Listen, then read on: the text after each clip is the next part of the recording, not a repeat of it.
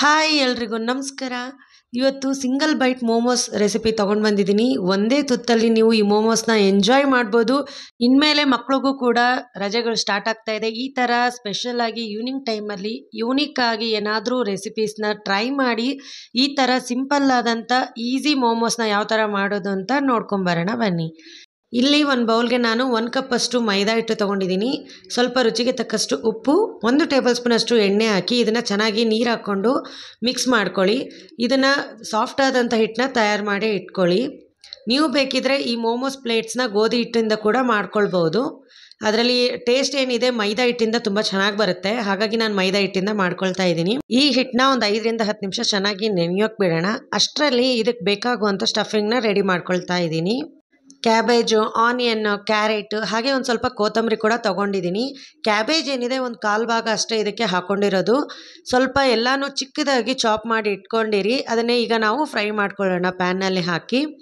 ಇಲ್ಲಿ ಪ್ಯಾನ್ಗೆ ಒಂದು 2 ಟೇಬಲ್ ಸ್ಪೂನಷ್ಟು ಎಣ್ಣೆ ಹಾಕಿದ್ದೀನಿ, 1 ಟೇಬಲ್ ಸ್ಪೂನಷ್ಟು ಜೀರಿಗೆ, ಹಾಗೆ ಕಟ್ ಮಾಡಿ ಇಟ್ಕೊಂಡಿರೋಂಥ ಕ್ಯಾಬೇಜು, ಕ್ಯಾರೆಟು, ಆನಿಯನ್, ಸ್ವಲ್ಪ ಕೊತ್ತಂಬರಿ ಎಲ್ಲನೂ ಪ್ಯಾನಲ್ಲಿ ಹಾಕಿ ಒಂದು 5 ರಿಂದ 10 ನಿಮಿಷ ಚೆನ್ನಾಗಿ ಫ್ರೈ ಮಾಡ್ಕೊಳ್ಳಿ.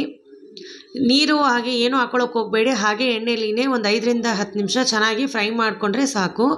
ಈ ಕ್ಯಾಬೇಜ್ ಏನಿದೆ ಒಂದು ಸ್ವಲ್ಪ ಟ್ರಾನ್ಸ್ಪರೆಂಟ್ ಆಗಿ ಕ್ಯಾಬೇಜ್ ಸ್ಮೆಲ್ ಹೋದರೆ ಸಾಕು, ನಿಮಗೆ ಮೋಮೋಸ್ ಸ್ಟಫಿಂಗ್ ರೆಡಿ ಆದಂಗೆ.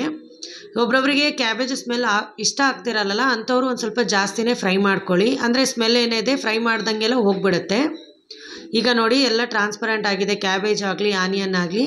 ಇದಕ್ಕೆ ನಾನೀಗ 1 ಟೇಬಲ್ ಸ್ಪೂನಷ್ಟು ಜಿಂಜರ್ ಗಾರ್ಲಿಕ್ ಪೇಸ್ಟು ಹಾಗೆ 1 ಟೇಬಲ್ ಸ್ಪೂನಷ್ಟು ಉಪ್ಪು ಹಾಕ್ಕೊಂಡಿದ್ದೀನಿ ರುಚಿಗೆ. ನೀವು ಹೆಚ್ಚು ಕಮ್ಮಿ ಆ್ಯಡ್ ಮಾಡ್ಕೊಳ್ಬೋದು. ಈಗ ಮೋಮೋಸ್ಗೆ ಬೇಕಾಗುವಂಥ ಸ್ಟಫಿಂಗ್ ಕೂಡ ರೆಡಿಯಾಗಿದೆ. ಈಗ ಈ ಮೋಮೋಸ್ ಪ್ಲೇಟ್ಸ್ನ ರೆಡಿ ಮಾಡ್ಕೊಳ್ಳೋಣ ಬನ್ನಿ. ಹಿಟ್ಟು ಕೂಡ ಚೆನ್ನಾಗಿ ನೆಂದಿದೆ. ಒಂದು 5 ರಿಂದ 10 ನಿಮಿಷ ಆಯಿತು ನೆನೆಯೋಕ್ಕಿಟ್ಟು.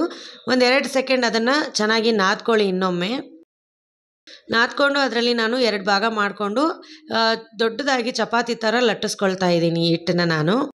ಅಂದರೆ ನೀವು ಯಾವ ಥರ ಆದರೂ ಮಾಡ್ಕೊಳ್ಬೋದು. ಚಿಕ್ಕದಾಗಿ ಉಂಡೆ ಮಾಡಿಕೊಂಡು ನಿಮ್ಗೆ ಯಾವ ಸೈಜಲ್ಲಿ ಬೇಕೋ ಆ ಸೈಜಲ್ಲಿ ನೀವು ಮೋಮೋಸ್ ಮಾಡ್ಕೊಳ್ಬೋದು. ನಾನು ಒಂದೇ ತುತ್ತಲ್ಲಿ ಮೋಮೋಸ್ನ ತಿನ್ನೋದು ಮಾಡ್ಕೊಳ್ತಾ ಇದ್ದೀನಿ, ಸಿಂಗಲ್ ಬೈಟ್.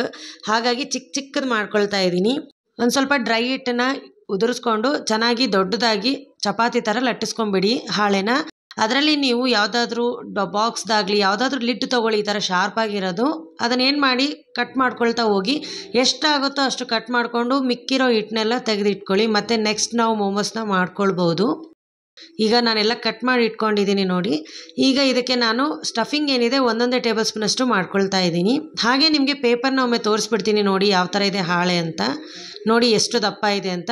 ತೀರಾ ತಿನ್ನಾಗೂ ಇಲ್ಲ, ತೀರಾ ದಪ್ಪವಾಗೂ ಇಲ್ಲ, ಮೀಡಿಯಮ್ ಆಗಿದೆ.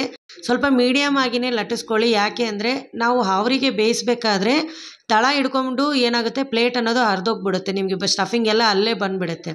ಹಾಗಾಗಿ ಒಂದು ಸ್ವಲ್ಪ ಮೀಡಿಯಮ್ ಆಗಿ ದಪ್ಪ ಇರಲಿ.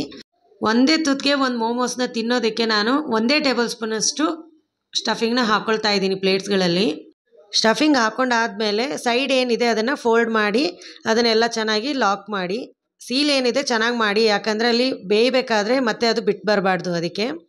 ಹಾಗೆ ಇದು ಈ ಮೋಮೋಸ್ ಏನಿದೆ ನಿಮಗೆ ಒಂದು 30 ನಿಮಿಷದಲ್ಲಿ ನೀವು ಈವ್ನಿಂಗ್ ಟೈಮ್ಗೆ ಮಕ್ಕಳಿಗೆ ಟೀ ಟೈಮ್ ಜೊತೆಗೂ ಕೂಡ ಮಾಡಿಕೊಡ್ಬೋದು. ತುಂಬ ಚೆನ್ನಾಗಿರುತ್ತೆ ತಿನ್ನೋಕ್ಕೂ ಕೂಡ. ಯಾರಾದರೂ ವೆಜಿಟೇಬಲ್ಸ್ ತಿಂತಾ ಇಲ್ಲ ಅಂದರೆ ಈ ಥರ ಮೋಮೋಸ್ ಮಾಡಿಕೊಡಿ. ಒಂದೇ ಬೈಟಲ್ಲಿ ಎಲ್ಲ ಮೋಮೋಸ್ನು ಖಾಲಿ ಮಾಡಿಬಿಡ್ತಾರೆ. ಹಾಗೆ ಮೋಮೋಸ್ ಲವರ್ಸ್ ಇದ್ದರೆ ಕಂಪಲ್ಸರಿ ಇದನ್ನು ಒಮ್ಮೆ ಟ್ರೈ ಮಾಡಿ. ತುಂಬ ಈಸಿ ಸಿಂಪಲ್ ರೆಸಿಪಿ, ತಿನ್ನೋಕ್ಕೂ ತುಂಬ ಚಟ್ಪಟ ಟೇಸ್ಟಿಯಾಗಿರುತ್ತೆ. ಹಾಗೆ ಎಲ್ಲ ಮೋಮೋಸ್ನು ರೆಡಿ ಮಾಡಿ ಸ್ಟಫಿಂಗ್ ಮಾಡಿ ಇಟ್ಕೊಂಡಿರಿ. ಮೋಮೋಸ್ ಕೂಡ ಈಗ ಚೆನ್ನಾಗಿ ರೆಡಿಯಾಗಿದೆ. ಈಗ ಇದನ್ನು ನಾವು ಸ್ಟೀಮ್ ಮಾಡ್ಕೊಳ್ಳೋಣ. ಈ ಮೋಮೋಸ್ ಏನಿದೆ ನೀವು ಇಡ್ಲಿ ಕುಕ್ಕರ್ನಲ್ಲಿ ಇಟ್ಕೊಂಡು ಕೂಡ ಬೇಯಿಸ್ಕೊಳ್ಬೋದು, ಸ್ಟೀಮ್ ಮಾಡ್ಕೊಳ್ಬೋದು. ಬಟ್ ನಾನಿಲ್ಲಿ ಹೊರಗಡೆನೇ ಒಂದು ಕಡಾಯಲ್ಲಿ ನೀರು ಹಾಕಿ ಈ ಥರ ತೂತಿನ ಬುಟ್ಟಿ, ಶಾವಿಗೆ ನೀವು ಯಾವ ಥರ ಬಸ್ಕೊಳ್ತೀರಲ್ವ ಆ ಥರ ಬುಟ್ಟಿ ಇದ್ದೇ ಇರುತ್ತೆ. ಇದನ್ನು ಇಟ್ಕೊಂಡು ಒಂದು ಸ್ವಲ್ಪ ಅದರಲ್ಲಿ ಎಣ್ಣೆನ ಬ್ರಷ್ ಮಾಡ್ಕೊಳ್ಳಿ.